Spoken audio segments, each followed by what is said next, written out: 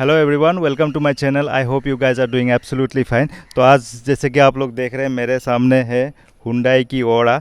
ये one of the nice looking जो है कॉम्पैक्ट सीडान में आते हैं, एंट्री लेवल सीडान, और काफ़ी अच्छी कार है। और आज मैं इसके ओनर से आपको मिलाने जा रहा हूँ।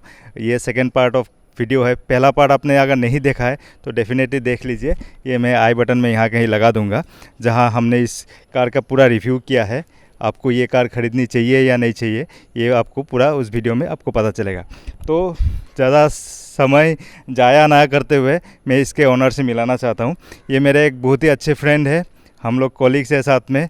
तो मैं इनको बुलाना चाहता हूँ। श्री दिजाशीष, आइए मेरे सामने। So Dijashish Das, welcome to my channel. Thank you. तो दिजाशीष, जैसे कि इस कार के ओनर है, मैं सबसे पहले ये क्वेश्चन पूछना चाहता हूँ कि मतलब कार लेते हुए कितना टाइम हो गया अभी?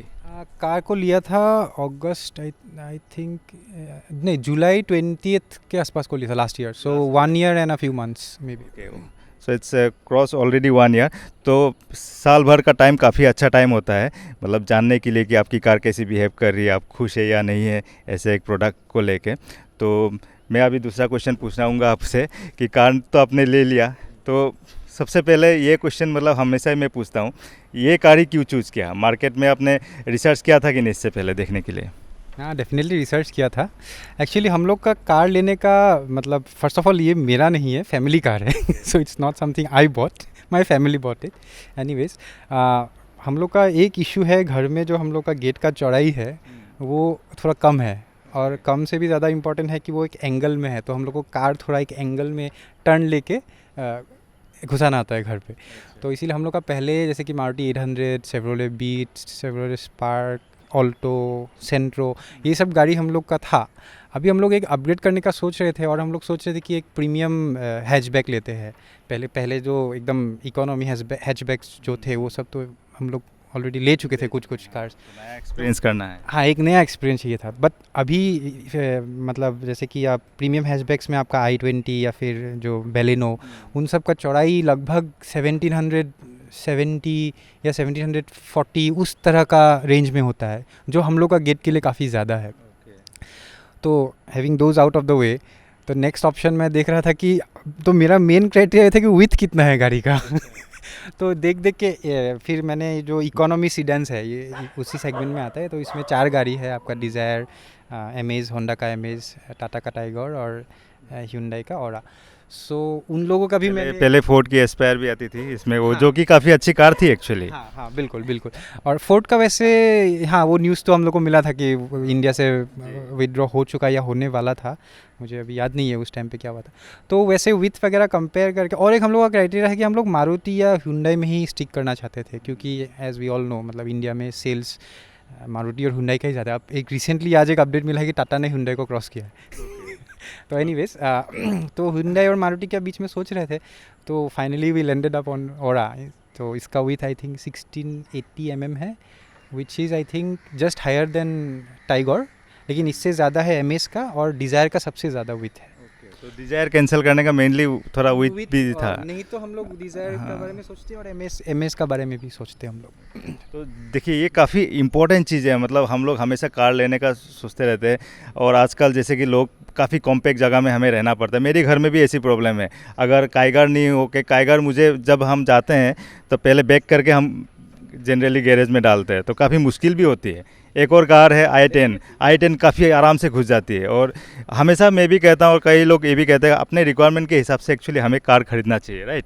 या डेफिनेटली, वो तो अभी स्पेशली सिटी में तो वो इशू रहता ही है, सभी लोगों का रहता है, मतलब मोस्ट लोगों का रहता है। तो और एक बात मैं पूछूंगा, मतलब आपने जैसे कि टाटा की टिगोर को कैंसिल किया, तो आपको कहीं ना कहीं ये फील होता है कि टाटा की टिगोर एक्चुअली बिल्ड में काफ़ी अच्छी क्वालिटी की बिल्ड क्वालिटी से आती है, कहीं ना कहीं आपको थोड़ा कॉम्प्रोमाइज़ लगता है कि आप थोड़ा सेफ्टी में कॉम्प्रोमाइज़ कर रहे हैं हुंडई की कार लेके? टाटा का टिगोर भी अच्छा गाड़ी है, लेकिन ह्यूंडई का भी तो सेफ्टी नॉर्म्स काफ़ी अच्छे ही है जितना मुझे पता है। हाँ, लोग बोलते हैं कि शायद मारुति का थोड़ा इन टर्म्स ऑफ सेफ्टी थोड़ा सा मे बी ह्यूंडई वगैरह से थोड़ा मे बी पीछे हो सकता है। आई एम नॉट श्योर, मतलब जो मैंने सुना है। But Hyundai is like, as far as I know, is a well known. इस सेगमेंट में सबसे अच्छी बिल्ड क्वालिटी टाटा प्रोवाइड करती है।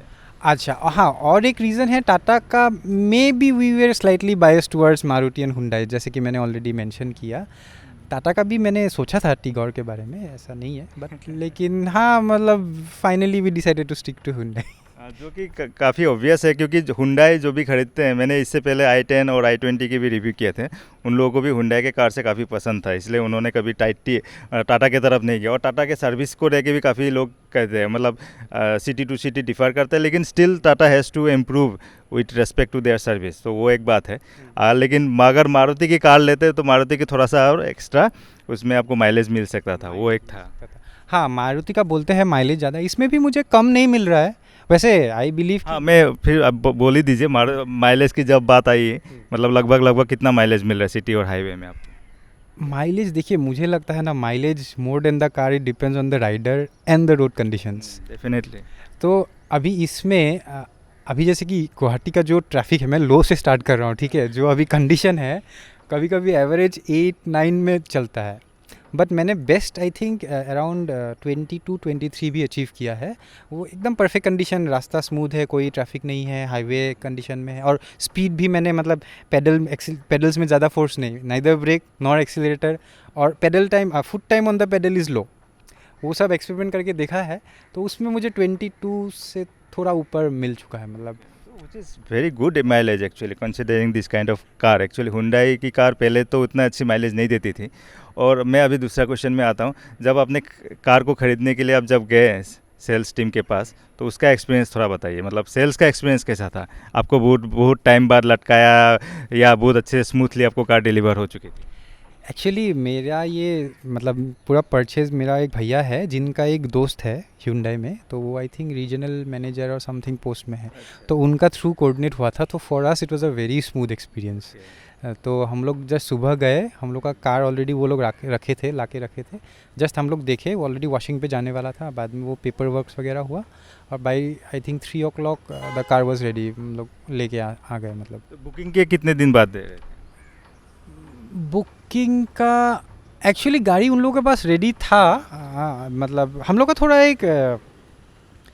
एक बात मैं मेंशन करूँगा, ऑरा का, इसी टॉपिक से मतलब मेरा दिमाग में आया, ऑरा का जो ये मॉडल है उसका एक वेरिएंट है जो ऑरा कंपनी या Hyundai कंपनी मेंशन नहीं करती है। आप अगर इसका बैक साइड में जाएंगे, I think you can show the footage later on, तो उसका एक रियर स्पॉइलर रहता है, वो कुछ मॉडल्स में आया था बीच में, अभी फिर से वो गायब हो चुका है।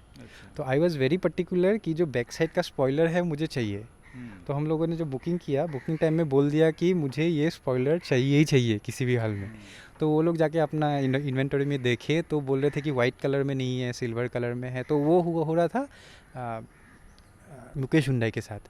फिर एज मैंने बोला कि मेरा भैया रीजनल मैनेजर से कांटेक्ट, तो वो लोगों ने फिर सरायघाट हुंडई को कांटेक्ट किया, उनका जो वेयरहाउस है मतलब यार्ड है यहाँ पे आज़ारा में, तो वहाँ पे वाइट कलर का गाड़ी था जिसमें रियर स्पॉइलर था, तो वो मैंने जाके देखा, फिर वो गाड़ी वहाँ से मुकेश हुंडई तक ट्रांसफ़र कराया गया, और फाइनली हम लोगों ने काफ़ी टीडियस प्रोसेस था। ये काफ़ी टाइम होते रहता है, मतलब हमने भी देखा है, time to time car update होते रहते, कुछ ना फीचर्स हटाते रहते हैं। मेरे ख्याल से ये पुराना मॉडल में स्पॉइलर था, नया टाइम में फिर उन्होंने कॉस्ट कटिंग के नाम पे हटा दिया, क्योंकि ये मेरी कार में काइगर में भी काफ़ी ऐसा हुआ है, पुराने चीज़ में नए चीज़ थे, अभी वो सब चीज़ हटा दिया। फॉर एग्जांपल ट्विटर, अभी नया 4 स्पीकर 4 ट्विटर आते थे, अभी 4 स्पीकर 2 ट्विटर आते हैं, ये ऐसा है।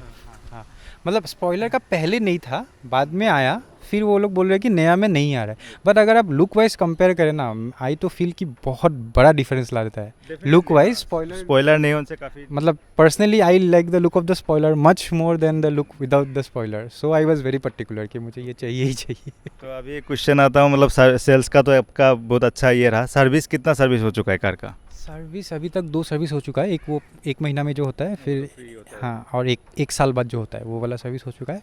It was a good experience, मतलब मैंने बुकिंग किया, फिर गए, मतलब सुबह गया था जल्दी, वो लोग। तो ये आप सरायघाट हुंडई में कर रहे थे? जी जी जी, जो गणेशगुड़ी में इन लोग का एक है, वालफोर्ड है शायद वो एरिया का नाम, गणेशगुड़ी में, तो वहाँ पे बुकिंग करके मैं तो सुबह ही गया था, तो I think first half by 1 o'clock गाड़ी रेडी कर देते। और जो मैंने देखा उन लोग का, मतलब छोटी छोटी चीज़ों में, जैसे कि इनफैक्ट पॉलिशिंग वगैरह भी कर देते हैं, क्लीनिंग पॉइंट ऑफ व्यू से बोल रहा हूँ। फाइनली एक चेक करता है कोई आके कि सब कुछ है कि नहीं, मतलब टायर्स है कि नहीं, आई मीन जो स्पेयर टायर या फिर जो टूल्स है वो भी इंस्पेक्ट करते हैं कि एवरीथिंग इज़ फाइन, और फिर फीडबैक भी कंटिन्यूसली लेते रहते हैं कि कुछ इशू हुआ नहीं हुआ। फ़ोन भी आता रहता है बाद में कि एनी पॉइंट ऑफ टाइम आपका कुछ इशू हुआ तो यू कैन टेल। सो अब मैं पूछूंगा एक चीज़, मतलब पहला सर्विस तो एकदम फ्री ऑफ कॉस्ट होता है, सेकंड सर्विस में कितना ऑयल चेंज ये सब होने के बाद लगभग कितना खर्चा आया था आपका लमसम?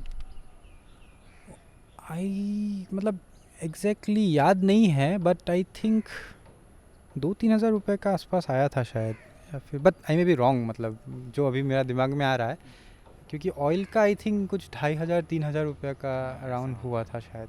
तो वही कॉस्ट था बेसिकली, और कुछ ऑयल के साथ जस्ट वो फ़िल्टर चेंज किया उन्होंने, ऑयल चेंज किया, और एसी मतलब वो क्लीन किया उन्होंने, एसी जो एयर फ़िल्टर होता है उन लोगों ने क्लीन किया, बट चेंज नहीं किया, बोला कि अभी ये ठीक है, बाद में चेंज करेंगे। एक इशू हुआ था, मतलब जैसे कि जो क्लच का एडजस्टमेंट है वो थोड़ा चेंज हो गया था, उसके वजह से हम लोग का फर्स्ट गियर सेकेंड गियर कभी कभी मिस हो जाता था, मतलब तो वो जाते ही वो लोगों ने बस वो लोग बैठ के उन लोग को पता लग गया कि ये प्रॉब्लम है, तो वो इमीडिएटली उन लोगों ने सॉर्ट आउट कर दिया। तो अब मतलब मैं एक इम्पॉर्टेंट चीज़ पूछूंगा आपको, मतलब जो कि काफ़ी इम्पोर्टेंट, ये actually by the way SX variant है, इसके ऊपर एक और आती है SX प्लस, जो कि शायद ओनली नहीं, SX प्लस एक आती है, टर्बो में आती है वो। हाँ, लेकिन अभी मेरा क्वेश्चन ये है कि मतलब कार लेते हुए आपका साल भर से ऊपर हो गया, क्या क्या चीज़ अच्छा लगा आपको इस कार में, क्या क्या कमियां आपको महसूस हुआ इतने दिनों में, ये बताइए हमारे व्यूअर्स को। नहीं, कार का तो वैसे Hyundai कार्स का एक मुझे लगता है खासियत है, एक बटरी फील आता है, स्पेशली नया गाड़ियों में। वो है मतलब ब्रेकिंग हो, एक्सेलरेशन हो, मतलब वो अभी भी इस गाड़ी का वेयर आउट नहीं हुआ है, 1 साल हो गया, तो that is very good. Pickup wise, torque wise, power wise it's quite good. मतलब मैंने ड्राइव किया है अराउंड आई थिंक 140 भी टच किया है हाईवेज़ में, तो आराम से गाड़ी उतना तक ले जाता है, और इनफैक्ट रास्ता इतना अच्छा नहीं था, अगर और स्मूथ होता तो आराम से आई थिंक 150 भी क्रॉस कर लेता। तो उन सब पॉइंट ऑफ व्यू से आई हैव नो कंप्लेंट्स, और ओवरऑल लाइक माइलेज तो ऑलरेडी मैं बोल चुका हूँ, लुक्स वगैरह तो अच्छा है ही। कुछ छोटे छोटे इश्यूज़ मैं पॉइंट आउट कर सकता हूँ, like those are not some major issues, like maybe गाड़ी का इनसाइड हम लोग जाएंगे तब मैं पॉइंट आउट कर दूंगा, बट एज ओवरऑल मतलब एक्सपीरियंस इज़ क्वाइट गुड।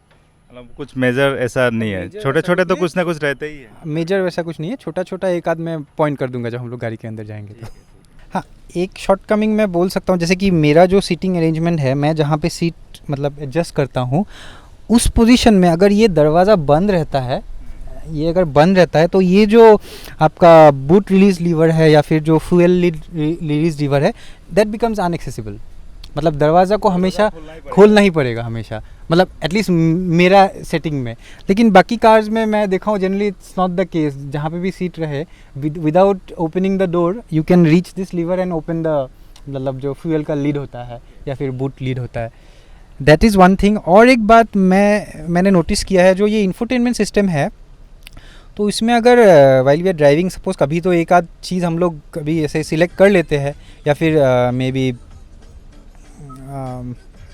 एक मेनू में चला गया, तो as a rider I know कभी कभी कुछ लोगों का थोड़ा सा एक कंपल्शंस भी आता है कि back to the home screen चल हो जाए, मतलब होम स्क्रीन में रहे, तो उसके लिए ड्राइवर का कोई ऑप्शन नहीं है, तो ड्राइवर को स्क्रीन में जाके ये बैक बटन दबाना पड़ेगा to go back to the home screen.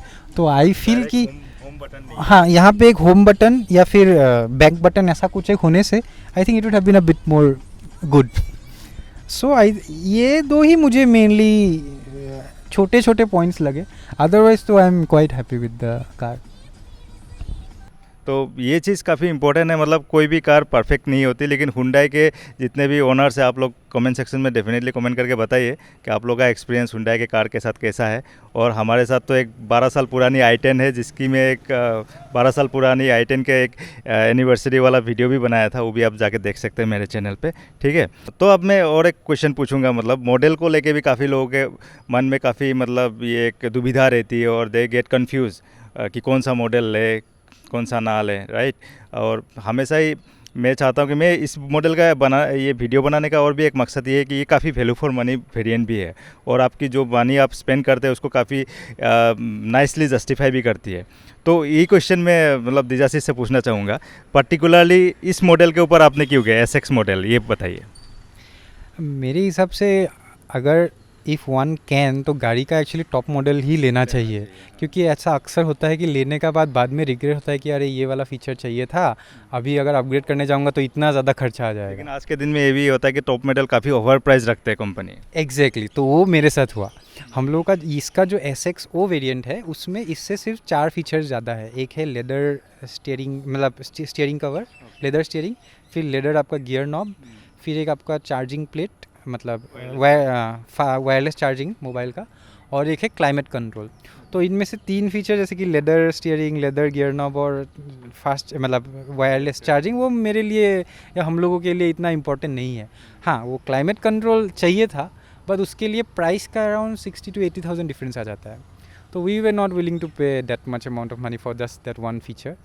तो उसके लिए बेटर हम लोग सोचे कि SX में आ जाए।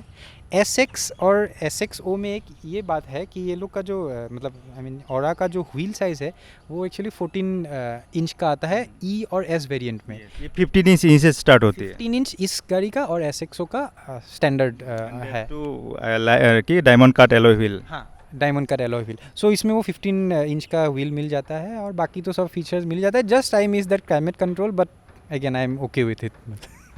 चलिए ठीक है। और चलिए Dijasis, thank you for your time and मुझे फील हो रहा है कि मतलब हमने सारे के सारे जितने भी चीज़ है वो कवर कर लिए हैं। आप अपने कमेंट सेक्शन में फिर भी बता सकते हैं कुछ भी आपको एक्स्ट्रा जानना है। And with that being said, thank you for watching this video and thank you Dijasis once again.